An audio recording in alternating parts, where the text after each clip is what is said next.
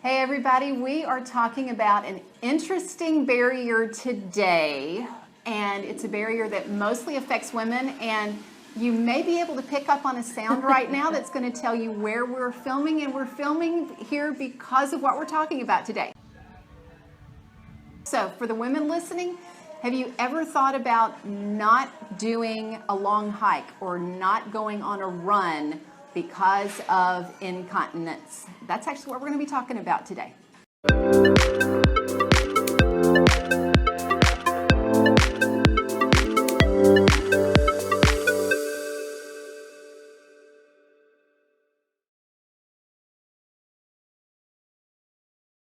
Welcome everybody. This is Sheri Traxler with ViREO Life, author of Go Forward, 28 Days to Eat, Move, and Enjoy Life God's Way. And I am here with my friend, Dr. Gordey, a physical therapist who specializes in pelvic floor health. So I have invited her in today to talk about how to strengthen our pelvic floor, what to think about with incontinence. And I'm a little distracted because we are in the women's lounge at Nordstrom's, because I thought, even though the lighting is horrible, and there's music going and there's toilets flushing, I thought, what better place to talk about incontinence than a women's lounge? Absolutely. So my first question for you, Dr. Laura, is what can be done to prevent incontinence and strengthen the pelvic floor? Absolutely.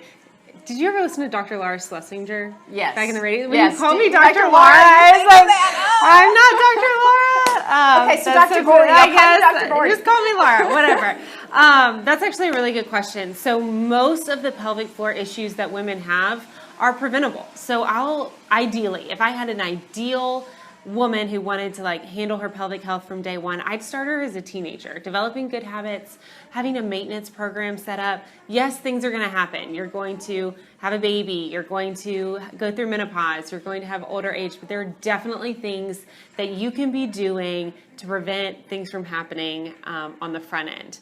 The best thing you can do, because everybody is different. Everybody and every body is different. So the best thing that you can do is to get set up on a good program by somebody who knows what they're talking about. So a pelvic floor specialist, some OBs or midwives have training in this. It's few and far between, so you might have to ask around. But get a one and done visit by a pelvic health specialist. What we would do is determine where are you naturally weak, where are you naturally maybe too tight, what does your body need to operate at its best moving forward. And no, it is not all about kegels. I have heard that so much. OBs or pelvic health specialists will say, oh, just do kegels, you're going to be fine, do kegels.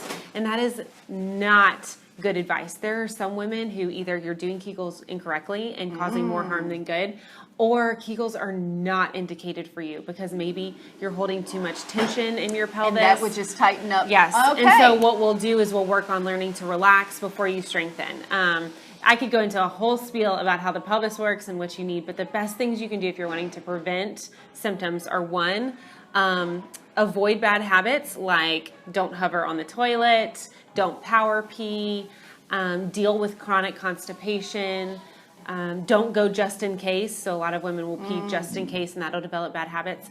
The other thing you can do is get on a good maintenance program. So see somebody who knows what they're talking about, have them set you up for success in the future, tackle it on the front end. Fantastic. Does that help? Oh, yes. A third thing that's really important that I almost forgot. Stay healthy, generally. Yes. That means diet, but that also means exercise. So your pelvic floor is connected to your hips, but that's just on the inside. So on the outside, you've got your hip musculature, your abdominals, your low back, your glute, all these muscles that are super important so that the pelvic floor can operate the way it needs to. So staying active, walking, exercising, all those good things. So do your lunges, do your squats, do your stretches. Yes, go see Sheri. And go see me and go see Laura.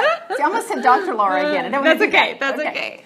So that is general prevention. Yes. Let's talk to the women who are wanting to prevent, but they're pregnant or they have just had birth. Yeah, so absolutely. So a lot of women will say, oh, I'm pregnant, I will deal with these after I have the baby. And that's really not the best time to deal with it. I tell people it's kind of like getting a hip replacement. So yes, you can get a hip replacement and then afterwards deal with what's going on, get your strength back, get your range of motion back. But ideally, you want to go see somebody before you get the hip replacement to set yourself up to have success with the surgery and then recover faster after. Pregnancy is the same way. If you can be seen on the front end, we can handle the, that diastasis, that abdominal separating. Okay. You can handle that on the front end. Just because you're pregnant does not mean you should be leaking. Okay, so a lot of women say, oh, I'm pregnant, that's why I'm peeing on myself. Definitely you're going to see an increase in the amount that you're going to the bathroom, but you should not ever be leaking. So dealing with those symptoms on the front end, we can talk you through labor, how you can position yourself in labor, how you can handle labor to prevent trauma, prolapse, where your organs kind of fall out, or the tearing that can happen, how to make that go better. So if you are pregnant and you want help, get it now and don't wait. Good. And then so I actually just saw a woman earlier today who just had a baby. She's 11 weeks postpartum. Ideally, you'd want to start a little bit sooner than that, but she's 11 weeks postpartum and dealing with all the things, the diastasis recti, the incontinence. She can't hold in gas anymore. Sex isn't awesome. Her orgasms feel weird. There were other things too. Oh, her knees felt weak because of all the weakness that's going on. She felt like makes sense. if she can't, she's squatting, she was having trouble. So anyway, if you are postpartum or if you are pregnant, some of the best things you can do are, again, I feel like I am, repeating myself, but stay active. So if you can keep your hips nice and strong, your core nice and strong while you're pregnant, it's going to make your postpartum recovery. And I say that word intentionally. It is recovery.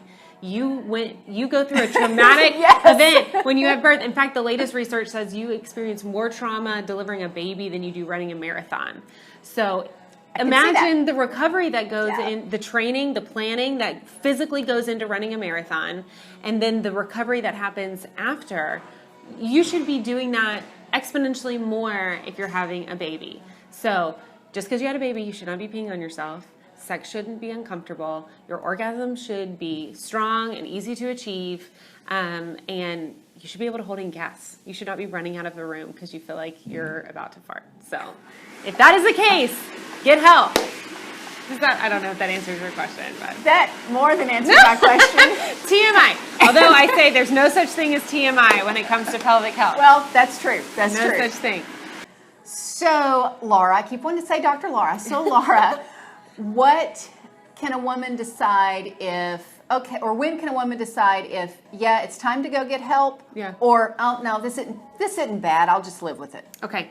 So there are very few instances when I will tell a woman, this is going to be your new normal, this is what you have to do.